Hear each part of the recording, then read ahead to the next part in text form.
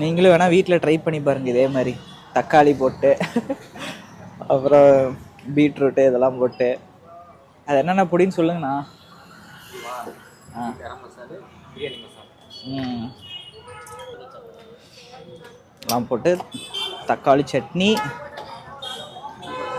கொத்தமல்லி சட்னி தானே, கொத்தமல்லி சட்னி அப்புறம் மிளகாய் சட்னி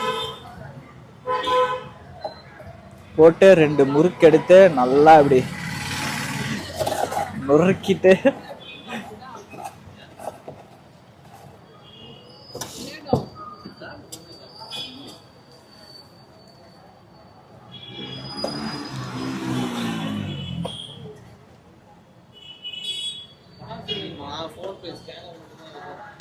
லைட்டாக எண்ணெய் ஊற்றிக்கோங்க. போட்டு ஒரு மிக்ஸ் பண்ணிங்கன்னா நொறுக்கல் ரெடி. நீங்களும் உங்கள் வீட்டிலே ரெடி பண்ணி சாப்பிட்டு பாருங்க.